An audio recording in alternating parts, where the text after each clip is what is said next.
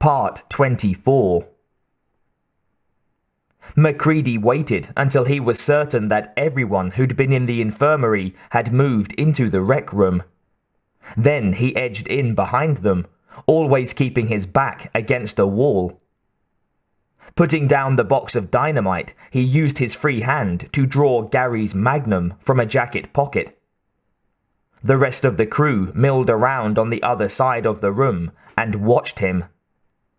He set the dynamite on one of the card tables where everyone else could see it clearly. "What have you got in mind, Macready?" Clark wondered aloud. "It better be good." "Oh, it's nothing elaborate." The pilot grinned at him. "Just a little test I've thought up. Sometimes experience can be more enlightening than a PhD. "What the hell are you raving about, Macready?" Copper muttered disconsolately. "You'll see, Doc. Just like everybody else." He carefully adjusted the aperture of the torch he was holding, setting it for a short, intense throw.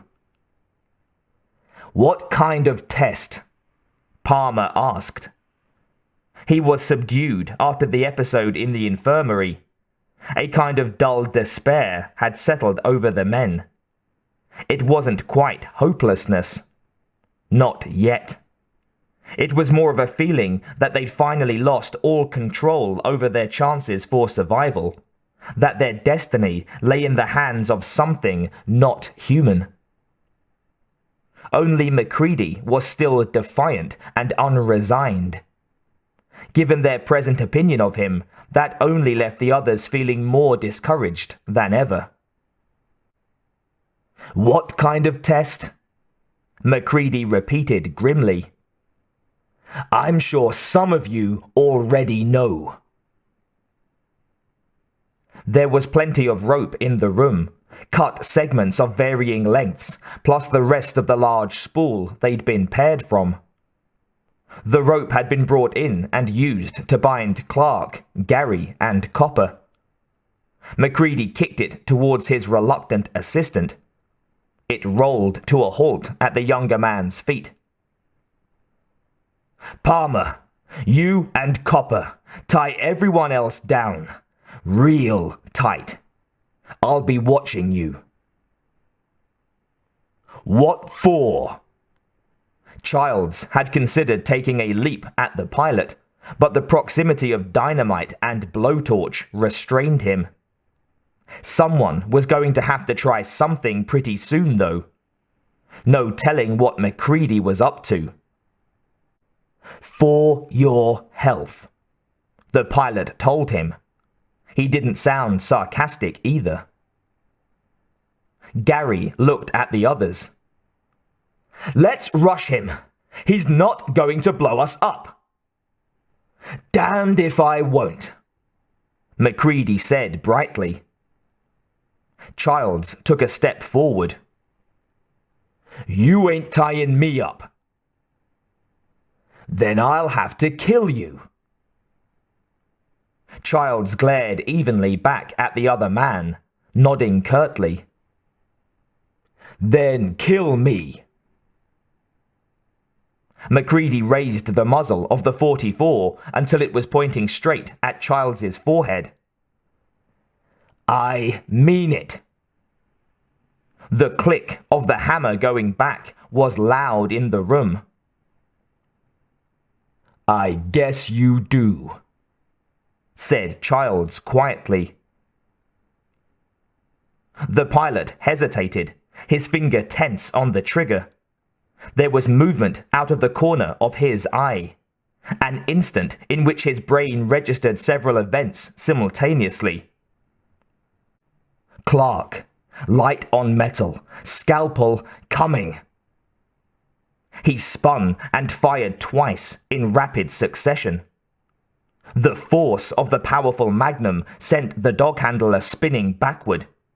He clutched at himself, bounced off a nearby chair, and collapsed to the floor. Almost as quickly, Macready had the gun turned on the rest. The torch hovered dangerously over the dynamite. "Don't!" he warned them. A couple of the men had taken steps towards him. "Palmer, get to work." The assistant pilot dazedly took up the rope and, after a disbelieving glance at his boss, began securing the others to couches and chairs. It was slow going, and he apologized to each of them in turn as he drew the knots tight. Copper worked in silence. "Finished," both men finally announced. "Not quite." Macready gestured with the magnum. "Tie up Copper, and then Clark." Palmer frowned bemusedly as he looked down at the dog handler. Clark lay where he'd fallen, bleeding and unmoving. "What for? He's dead." Macready shook his head. "You forget fast, don't you, Palmer? Norris looked pretty dead himself. Bullets don't kill these things, they just inconvenience them. Tie them up." When that final gruesome task was completed, he motioned Palmer over to the doorway and smiled at the others. "Don't anybody try anything. I'll be right back. In much less than an hour," he added significantly. The two men were gone only a few minutes.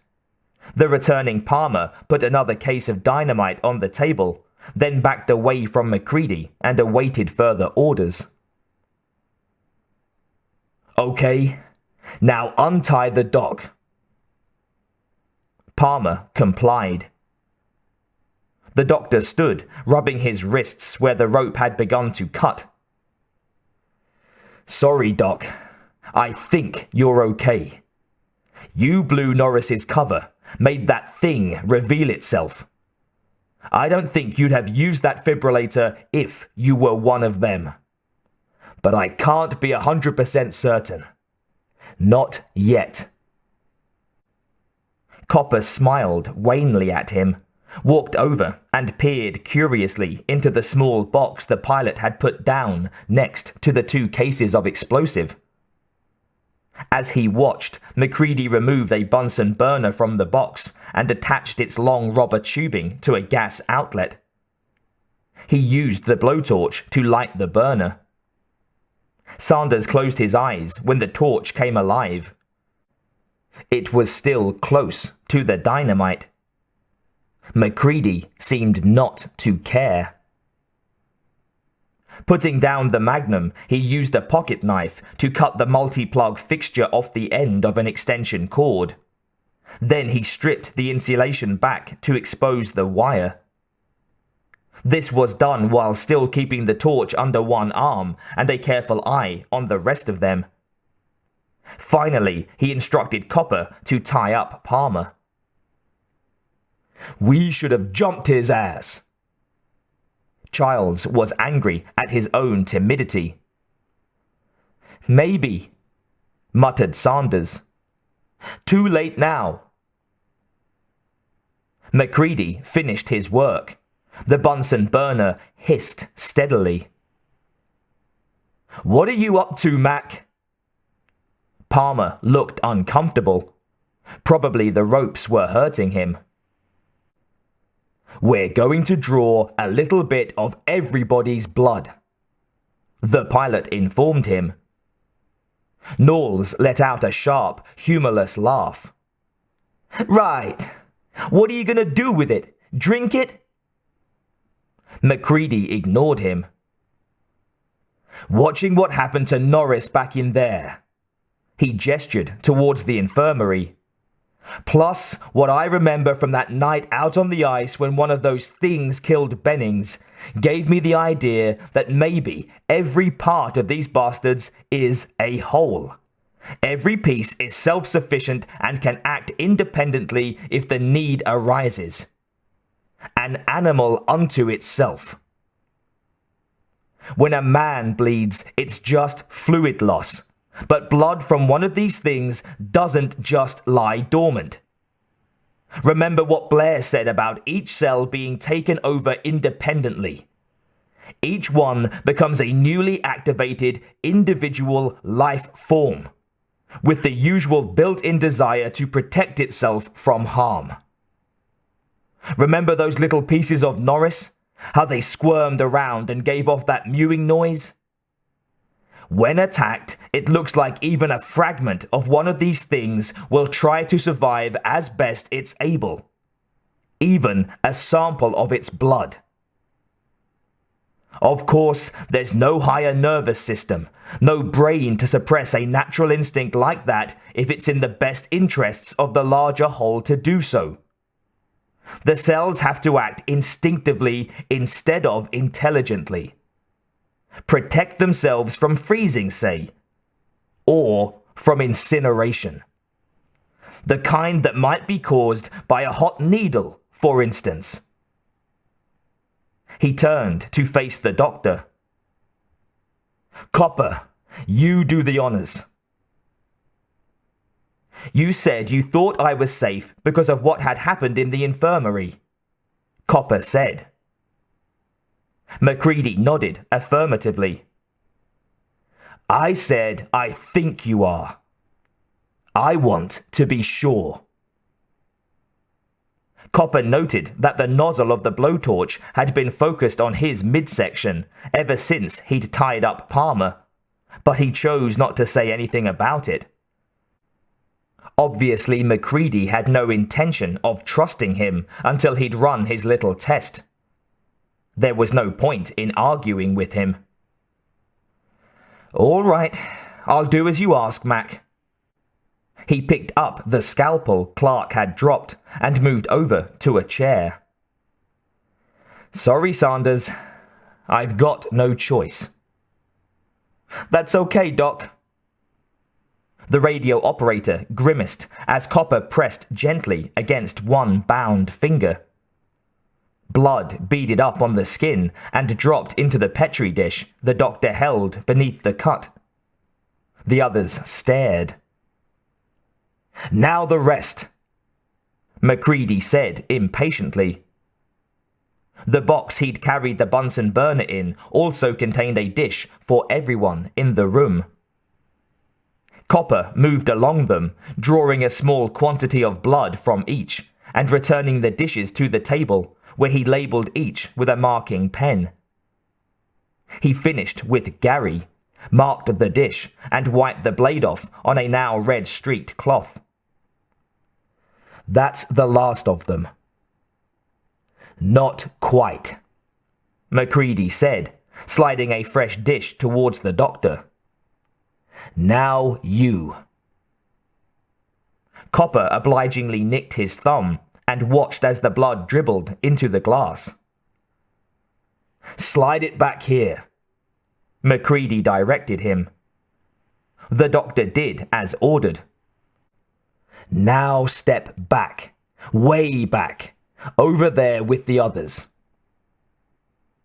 Copper complied. Sweat was beginning to collect on his forehead. He nearly tripped over Childs's feet. And lastly, yours truly. Macready used the scalpel on his own thumb, collected the blood in a last dish. Then he put the bare copper wire protruding from the stripped end of the extension cord into the flame from the Bunsen burner. The men watched intently as the wire began to glow. Macready held it steady in the bluest part of the flame, keeping the torch aimed at the doctor. Both of them were perspiring freely now. When it was ready, the pilot took the wire out of the flame and brought it towards the nearest plate, the one containing the sample of Copper's blood. His eyes were fixed on the staring doctor, and a finger was tense on the trigger of the blowtorch. A soft hiss rose from the Petri dish. Macready reheated the wire and repeated the experiment.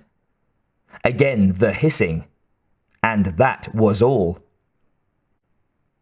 The blood in the dish had reacted normally. Both men let out a sigh of relief. "I guess you're okay, Doc." Copper's relief was palpable, and his reply was only slightly facetious. "Thank you." He was trembling. "Like I said," Macready reiterated, "I didn't think you'd have used that current on Norris's body if you were one of them." He favored the older man with a weak smile. "It's nice to know for sure again that somebody's nothing more than they're supposed to be. Here, give me a hand." He handed over the torch. "Watch them, and don't forget the dynamite." Copper nodded, resolutely training the unfamiliar instrument on the bound men, while Macready moved his own dish to the edge of the table where everyone could see it clearly. "Now I'll show you all what I already know and what you can't seem to believe." He heated the wire and stuck the tip into his blood. The same harmless hissing that had risen from Copper's dish now rose from his own. As with Copper, he repeated the action. Same result. Childs turned away, unable to meet the pilot's gaze. "Doesn't mean anything. Load of bullshit."